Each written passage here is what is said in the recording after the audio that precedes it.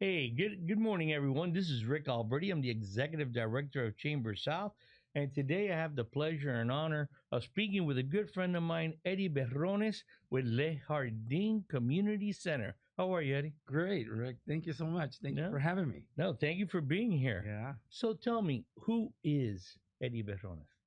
Well, Eddie Berrones is a former migrant farm worker that grew up in Homestead, and we worked our whole life there. Parents wanted something better for us. They migrated from Mexico in the early 40s, had all their kids, 12 of us. What? 12. There's 12 kids. And Oh my God! yeah, I'm the youngest of 12 kids, six boys, six girls. When I was about 3 months old, we moved to Homestead, and we came to follow the crops, and that's where we started. My mother decided to told my dad we have to stay here because I want stability for my kids. I want my kids to go to school, have the opportunity to move up, and we pretty much accomplished that that dream of hers that she had. You So know, that's incredible. yeah. So you guys moved over, 12 of you. That's a Yes. large Yes. family. That's the way it was back in the day. Yeah, back in the day, it's particularly in our culture, Mexican. My parents came from Mexico. We're all Mexican American. We're all born here, but we still had our root, our culture. Back then, very Catholic. So whatever God sent you, the kids that you're gonna have. And Wow. So so tell she had 12. that's amazing. Yeah. So tell me, what did Eddie do for school, work? How did you start? Well, we had to. I mean, we all had to work. All of All of us had to work. My mom says we got to work as a family unit to move forward.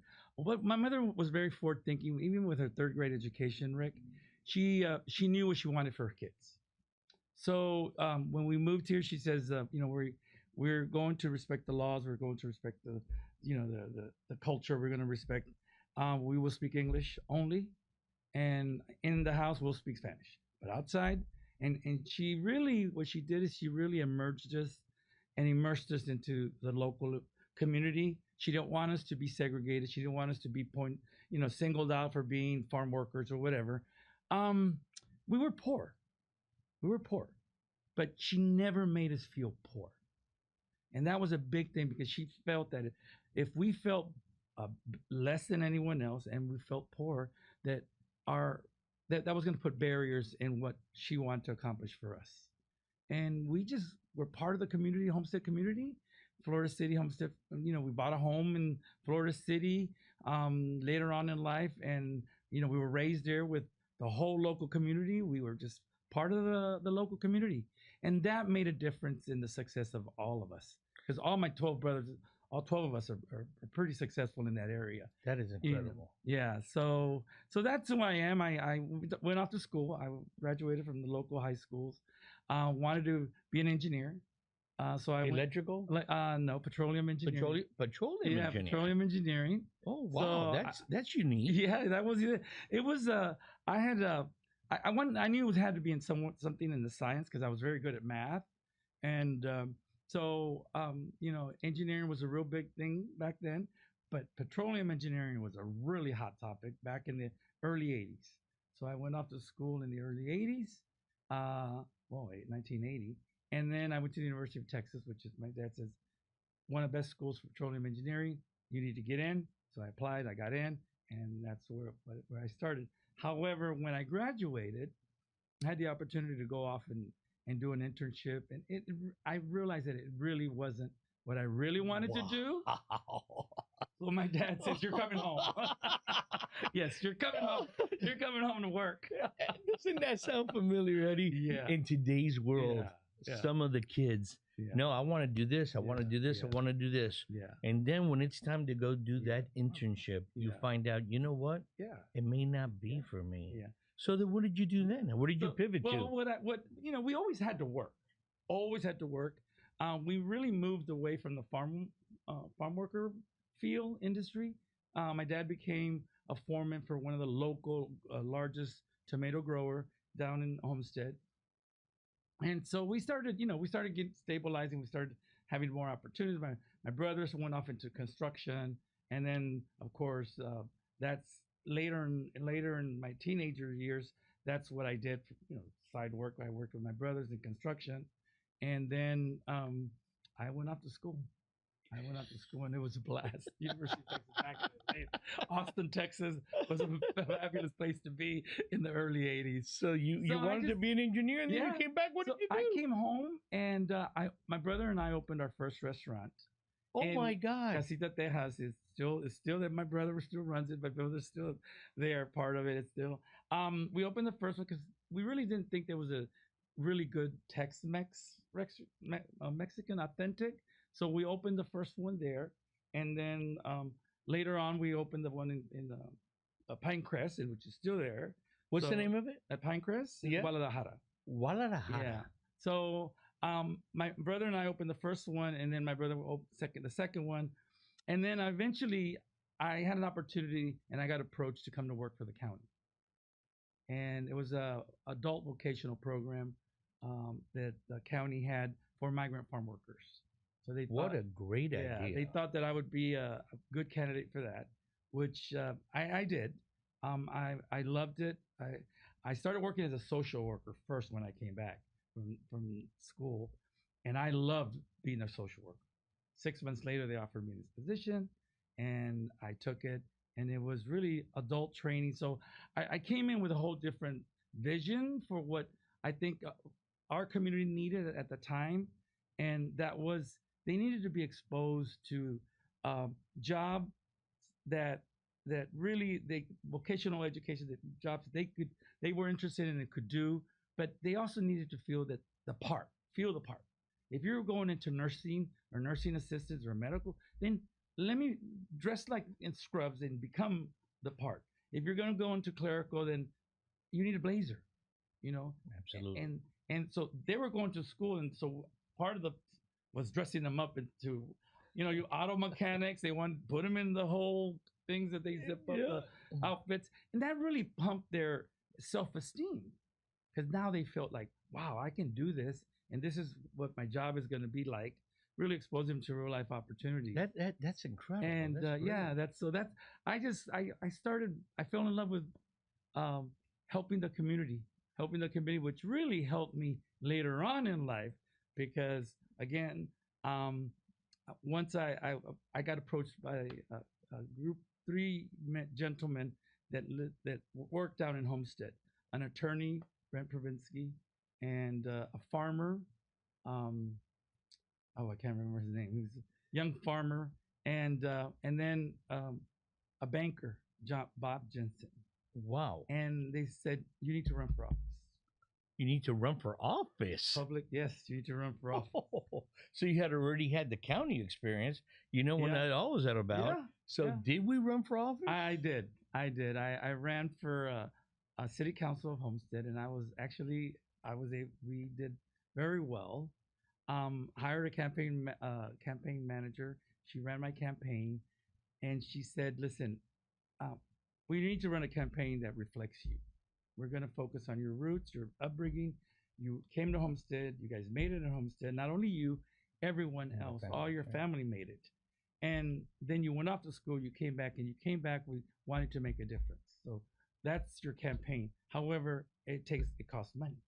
And back in the day in Homestead, candidates would get elected for $3,000, $2,000. But it was a popularity, and I had no political experience. The only experience I had was that I wanted to help. I wanted to make a difference. And a town that I grew up in, that I saw that there was really little progress and upward mobility for the younger generation. So I ran for Ryan. We ran a campaign, and we sat down and we raised money. We raised about $26,000. Wow. And that was a lot of money in a campaign that was a lot of money for Homestead. And we were successful. And then, so I was going to become the first Hispanic of Mexican descent ever to run in the state of Florida. So that was a big thing. The Mexican consulate got involved and was very proud because I wasn't born in Mexico, but my roots were from Mexico. Sure. So they got behind my campaign, and we did. We were successful. I got Congratulations. thank you. Congratulations. You said a few things about that your aspiration was really to give back and to help. Yeah. And just like myself in Chamber South, you know, I'm not there for a popularity contest. I'm not there for, to just try to be better than anybody else. Right. I'm there to try to help Right. the business owner, Right.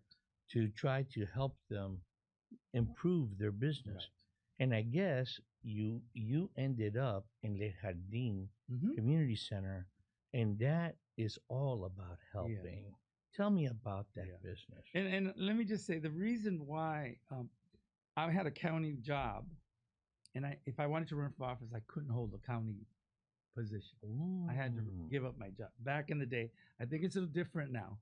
So Tim Williams, a farmer, came to me and says, "I have a position for you," and it was the CEO of Le Jardin. No way. Yeah, and he says, So did he start Le Jardin? he was one of the his mom was one of the founding members from the United Methodist Church in Homestead that started Le Jardin. And then what happened was the previous executive director prior to me, I wanted to apply for some federal funding, but religious institutions back in the day were not allowed to receive any federal funding. So they branched off, and then that's when they started a small program. It was a small program. When I took it over, the agency, it was 20 employees. What and is Le Jardin? Why Le don't you Jardin- tell everybody here the mission of what it is? Le Jardin is an agency that really, the main purpose of Le Jardin is to move families out of poverty. That's the main purpose. Move them out of poverty. But what we do is we work with the children first. We it's early childhood education. So children that come into our program, and we give them comprehensive services. They receive, a medical, mental health, nutrition. All those services are provided. We have a research-based curriculum. So it's from pregnant women. We're serving pregnant women now, all the way through pre-kinder.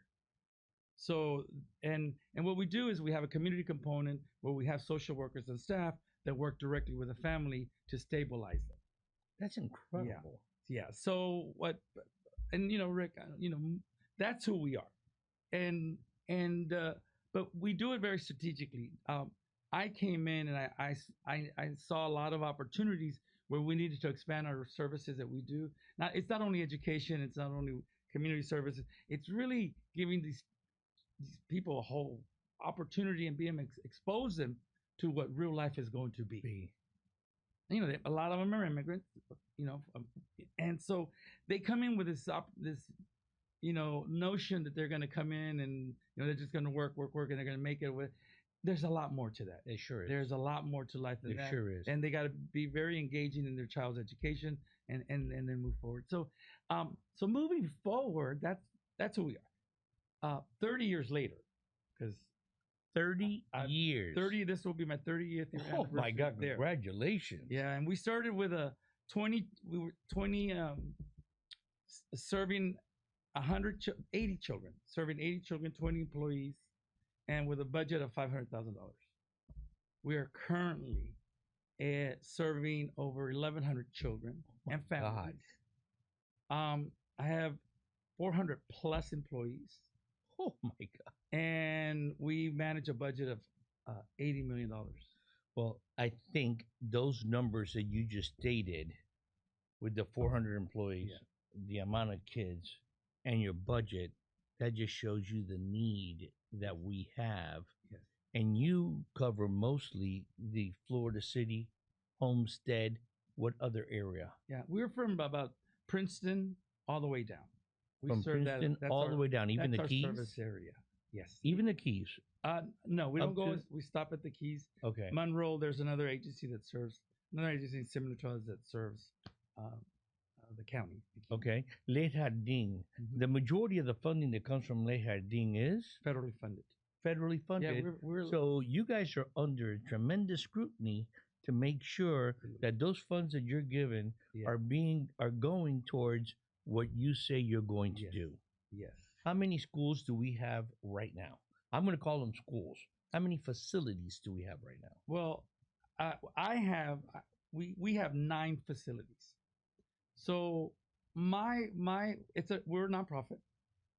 The way I'm structured and the way I'm run the agency is we're a business. We are an economic engine, and we bring money into the community, local economy. We do business with the local economy, and so we need to, we need our model. Our model is really we're a company. Nope, That's it. nope. And we do business with the local community. We do business with the local vendors, and we bank with local banks. So we have partners. There are partners. So in order you talked about efficiency, and that's key. That is key. But we're also very innovative in how we deliver the services to the children and families. We for example, we rolled out during the pandemic. We rolled out, a mobile health bus, That's a great idea. and then we rolled out a local mental health bus. So we have 2 buses, brand new buses that are converted into clinics, and they're on wheels, and they serve all our constituents and their families. So how it's funded is that we applied for some seed money to the federal government, and we've been very fortunate in that we're very innovative on how we do things and our approach. We plan strategically. We have biannual retreats with my board, the stakeholders of our company, and the parents, staff. What are the needs there? What are the needs? Where's the area that we need to focus on? Whatever. So we're really very strategic on how we do business. So you're not just doing the same thing all the time, every year. Absolutely You not. guys are pivoting constantly Absolutely. because the need Yeah. is always changing. Well, and we also watch the political environment because it can affect our funding. We're very fortunate that our program, our funds from the federal government, was an act of Congress in the mid '60s. Oh my God. Really? LBJ, President LBJ, Lyndon B. Johnson, and that was his program on the war on poverty. Educate the children, give them an opportunity, bring in the parents to get involved, participate in the child's education, and then work with the families. If the families had goals, let's help them, let's stabilize them, and because if you stabilize the parents, you're stabilizing the whole family, and then the children will grow and develop. That was kind of the model that he set in place, and it was done by an act of Congress. Yeah, but that's a great model because I also sit on the board of the Family Resource Center, which has to do with foster children. Right. And if you keep the nucleus of the family together, you wouldn't have foster children. That's right. The majority of them would be gone. Will go away. Yeah. So, what is Le Jardin doing today in your facilities? What is the main focus? The main focus is really educating the children. Okay. We have research-based curriculums. Okay. Everything is done, and we serve, like I said, from pregnant moms to preschool. Can anybody apply? Can anybody qualify? No, it's the only eligibility we have is income eligible. Okay. We follow the poverty guidelines put out by the federal government, and that's who we serve. That's the core of our population. We've often thought about doing private because there's a great need down in the Homestead area. Well, there's a great need across the country for child care. So, but with 1,100 kids, It's a lot. it's a lot. And then infants and toddlers we have 600 infants and toddlers that requires 4-to-1 ratio. So wait a second. Out of teaching. 1,100 kids, you have 600 infants and toddlers. Yes. Wow. 600 infants and toddlers, and they require a lot more hands-on. Teacher-child ratio is 1-to-4. But we provide the full services, but we work really a lot with the parents. And one of the things that we've done is we knew that the federal government down the pipeline um, we were going to be forced to serve pregnant women. So, you know, 5 years ago, we started serving pregnant women anyway because we had a pediatrician, neonatologist that wanted to volunteer and do something. So I said, you know what? We need a prenatal academy, and I said, we need to educate our pregnant mothers. A lot of them are immigrants, Expecting moms. moms, and really just walk them through the process, what to expect, how to help the child, how to protect the child, the unborn child, what how to eat nutrition wise, what's good, what's bad, and so he started that program. Eddie, that's so important for any for Anyone, any anyone, any pregnant woman, any yes, new mother, yes, especially with their first child. yes. Because if you learn with the first, you Yeah. know what to do with the second and That's third. right. That is correct. So we started that academy, and it was a big success. And then, whole and behold, a few years ago, the federal government says we need to serve pregnant women. Well, we were already serving Doing pregnant it. women.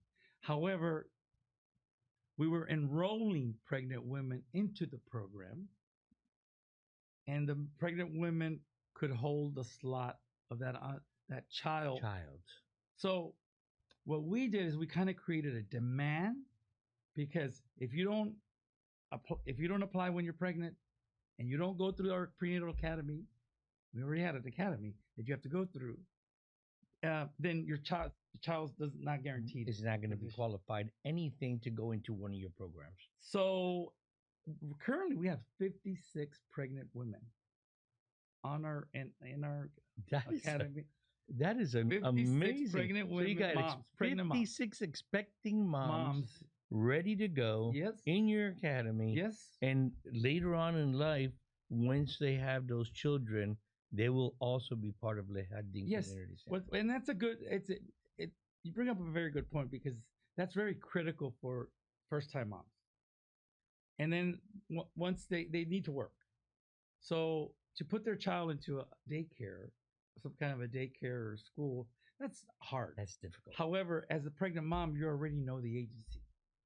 You're familiar with the way it works. You're familiar with staff. With the people. Yes, your social worker. You have a social worker that you already know. You come, So, we follow the moms all the way through pregnancy, all the way through delivery, and then post. And then when the mother is ready to transition the child, she goes right in, child protect. That does a lot does a lot of things for us as well. What it does is it brings the teacher child ratio lower because the mom is not in the classroom. The mom is now back to work, or she's doing other things. Yeah. So it for us it really helps us that with the whole academy, and then we got we have partners for once they finish the academy. I'm trying to think. One of the insurance companies sponsors a major baby shower. Oh, that is great. Beautiful. I mean, they do a wonderful job. Oh Simply my God. Simply Insurance does it. They do that for our prenatal academy. That is fantastic. Yeah. So that's an added benefit for the expecting moms. Yes. Because there's a lot of moms, even that make too much money, that they just had a child, and now they got to go back to work, and that daycare costs a tremendous amount of money. Yeah. And that really takes a big chunk out of their lifestyle. Oh, yeah. And out of their pay. So you guys are really full circle. Full circle. You guys are just, you take them from prenatal all the way around to when the child is born. Up to what age could they be at Le Jardin? Pre-kinder, which would be K4. Perfect. To K4. And Once they hit kindergarten, then we transition them into whatever program, whatever school, whatever. We help with the whole transition. They do visits to the school that their home school where they're going to go to build those relationships, and so it's really we hold their hands all the way through, but really just guiding them. But they're active participants. See, that's the key right there. Yeah. You have to be active. So you don't have to pay to play. You got to be there to Yeah. play. And Rick, although they don't pay, we don't charge them. Right. But the way that we have built our model is that their child is getting a scholarship. Sure. It's a $23,000 a year scholarship, That's exactly what they're getting. and that's what they're getting. So, but you also have a responsibility. You got to When be you get a involved. scholarship, you have a responsibility. So you build this notion that, oh, I see my responsibility. This is going to be, and the other thing that while the pregnant moms come to us, if they're not working or they want to go to school or then we work with them. And we have built a workforce of previous parents, we'll call them. participants. Yeah. That is incredible. Family, mothers and fathers. So right now we're about 38 to 40% of my employees were former parents. Look at that. Yeah. So the whole mission that LBJ started back in the day, that moving families out of poverty, for us it's a model that's worked. it's come to life. It's come full circle, but we've done it with a very business minded approach, because we're a business. Nonprofits are business. I wish all nonprofits took that business approach, We are all business. because, as you and I both know, we're in the nonprofit world. There's a lot of nonprofits out there right now with their hands out asking. Yeah. And we always got to ask because we need. Yeah. But there's only so much to go around. And you guys at Le Jardin community, you guys really do something that starts from before they're born to all the way up to, pre-K and move them on to your life. So the majority of your money comes from federally funded programs, but you have a big fundraiser every year, don't you? We do. Tell me We about do. that fundraiser. Well, actually, the reason we do fundraising is because the federal government, we have to bring to the table, for every dollar that we get, we have to bring 20 cents to the table. Okay. So it's Fair. 80 million. Fair. That's a large sum of money that we do. So we do one annual fundraiser every year. One only. That's all we do. Wow. One. That's all I ask our partners. Listen, support that one fundraiser that we do every year, and it's really centered around the children.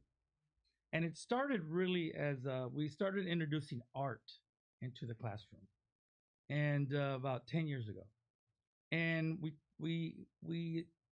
our teachers went through training on not to be afraid of teaching art. Our curriculum that we have is very allows the teachers to explore and come up with ideas, very hands-on. And so they went through some training, and then they started teaching art in the classroom. So then we had a great idea. I've been to art galleries, art openings, Sure. Installations, and so what we did is we started. I said, you know what, we're gonna do a art night, art and jazz night, and it's gonna be like a gallery. We're gonna display all the children's work, and the parents started getting involved doing their work, and we're gonna set it up in one of our courtyards or one of our centers, and we're gonna put it all up. We're gonna hire a jazz band and art and jazz under the stars, right? But the purpose that I wanted to really give the parents, the experience I wanted to give the parents and the children, was the fact of going to an art gallery, that experience of going to an art gallery. There's music playing, there's hors d'oeuvres, there's Give them that experience. Give them that They may experience. never have that experience. They may never have it. So that's how it started. So our fundraiser now, 2 years ago, moving forward 10, 11 years, I had an idea a couple of years ago. I was at a restaurant at the Rebel Museum, and I read the bio of the founders, the owners, and the wife of the owner, she's very involved in the art world, had been a Head Start teacher, early Head Start. Look at that. Perfect. In early 60s when the program first started. So I said, oh, wow. And so I went back and brainstormed with my staff. I said, let's do a presentation. Let's contact the Rebel Museum and see if they work with nonprofits. Whole and behold, they said, we only pick 2 nonprofits a year to work with. And it's very competitive. You have to submit a proposal. So we were already, our fundraiser had already taken off. We just needed to take it to that next level for the exposure. And to really give a good bang for our buck for all our sponsors. So we did a proposal. We had done, even during the pandemic, we did the Art and Jazz Festival, but we did it virtual. Our moderator volunteered to moderate it online, and the bidding was online because they could buy that. You buy the artwork. They buy it. You buy it. So you could buy a child's artwork. That's yes. excellent. Yeah. That's beautiful. Absolutely. And the work that they're doing was amazing work. I can't wait. So where are you going to have it this year? Well, we went to the Rebel. It was a big hit. We got in. And that's when sponsors started paying attention. Oh, you know what? We want to be part of it. We want to support this agency. So this year, in October 23rd, we're taking it to the Coral Gables Museum. All right. Coral Gables Museum. So you're going to be out there with Elvis Fuentes and the Coral Gables Museum, centralized right in the middle of town. Yep. Beautiful location. Your kids, your parents are going to have an incredible, night because they're going to have an opportunity now to see another location. Absolutely. The Rebel Museum, now the Coral Gables Museum. Yeah. What a beautiful thing for the and parents. What we're and doing kids. with that event really is it's really highlighting all our sponsors. That's great. So we're inviting all our sponsors to come in, and what we're doing is we're individualizing our invites to the client base of those sponsors. That's great. And let's give them a night, give them a big bang for their buck. And this is what we do: exposure for us, marketing for us. So we think it's going to be a big hit. We have a list already of probably over 200 people that have already. Well, I know I'm going to be there. Yes, so, yes. I know I'm going to be there. So, Eddie, I want to thank you. Thank you for your time today. Thank you for letting everyone know of the phenomenal job that Le Jardin Community Center is doing for the people of Homestead, Princeton, all the way down there, Florida City. There's a lot of need out there. People don't know in reality what you do because they don't know. Just like the Family Resource has been around for 50 years and they don't know, I want them to know about Le Jardin. So thank you for being here with me today. On 3, we're going to say goodbye to that camera right there. So 1, 2, 3, thank you. Goodbye.